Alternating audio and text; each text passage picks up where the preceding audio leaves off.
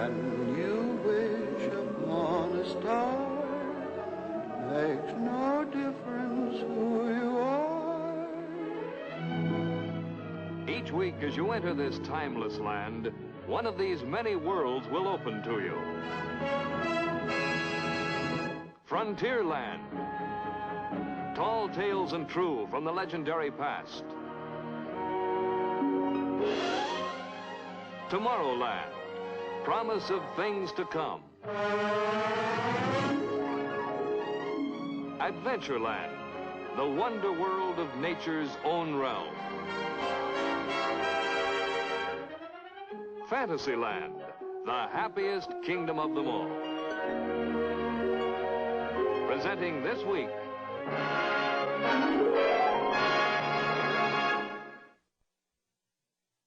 ladies and gentlemen, here is your host, Walt Disney. Thank you, Garco. In this exciting age when everyone seems to be talking about the future possibilities of space travel, there's much speculation on what we will discover when we visit other worlds. Will we find planets with only a low form of vegetable life, or will there be mechanical robots controlled by super intelligent beings? One of the most fascinating fields of modern science deals with the possibility of life on other planets. This is our story. In the beginning, man's world was his cave. His only concern was for food and companionship. With the sun came the day, bringing warmth and light. With the stars came the night, bringing darkness and fear. Later, when man became a shepherd, he spent more time contemplating the mystery of the stars. Because they moved, he believed them to be living things, possibly the children of the moon breaking away when the moon grew smaller. Then he noticed the reappearance of star formations he had seen before. Where had they come from, and where were they going? An important discovery. The stars fell into the sea. Man's conception of his world had expanded. The earth was an island floating in water, circled by a glittering ring of heavenly objects. As man learned to till the soil, he associated the stars with events of good and evil. When the bull was in the heavens, he planted his crops. This was good. Aquarius, the water carrier, brought the rains. This was also good. With the Virgin of the harvest, the crops were gathered. This was very good. But Draco the dragon brought pestilence and famine. This was evil. Then man began to build cities with towers to bring him closer to the heavens. Man became an astronomer. He sought a more logical explanation for the earth and the heavens above. The earth, he thought, must be flat with its roots deep in celestial waters. In time, he changed the roots to stone pillars to afford easier passage for the stars in their nightly journey. Later, elephants were substituted because of their great strength. To support the elephants, he added a gigantic tortoise who pulled the universe through cosmic waters with infinite slowness. The Egyptians, who loved to draw, represented Earth as a reclining figure with a star-filled sky bending over the top.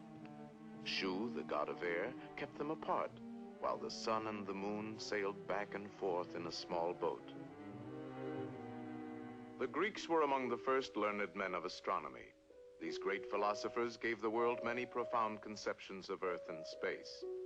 Plato said, "I have found the Earth to be the perfect shape of a cube, standing in the center of the universe, with all other heavenly bodies scattered round and about." Anaxagoras had this to say, "Being in the center of the universe, the Earth is assailed by the rotating ether, which tears away bits of Earth, flinging them outward, setting them afire, creating stars and planets." Then there was Aristarchus.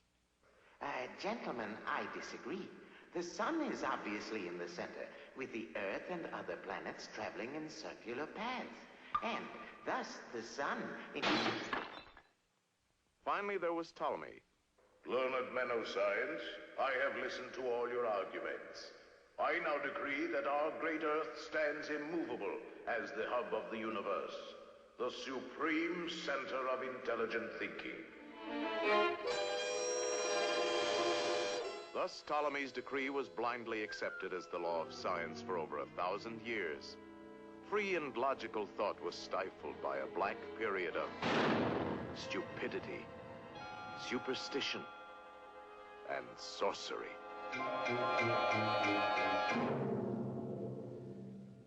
With the Renaissance came a learned monk, Nicholas Copernicus. He proved mathematically that the Earth was not the center of the universe, but was merely one of many planets circling the glowing sun. In 1610, Galileo published his Sidereus Nuncius, in which he vividly described the wonders of the heavens as seen through that great new invention, the telescope. The planets were not spots of light, but were spheres like the Earth. Jupiter had belts of color.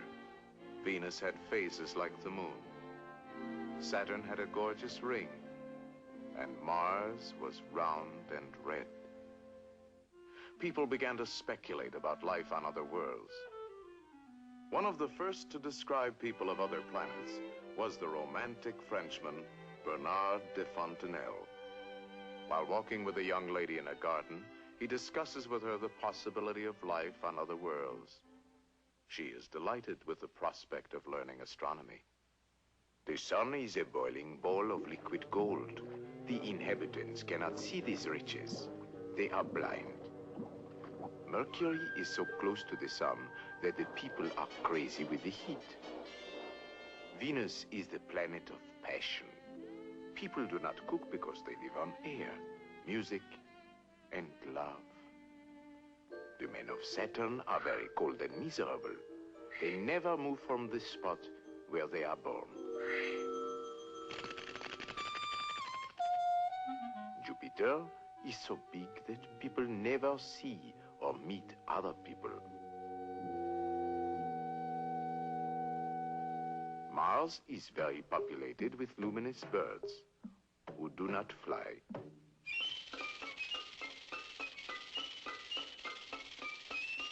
In Sweden, a philosopher's conception of life in our solar system revealed that the people of Mercury are very thin.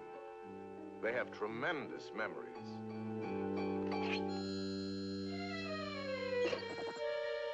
Their cattle are extremely small. The natives of Jupiter are pretty. They do not lie or steal, but they are terrified at the sight of their giant Jupiter-type horses.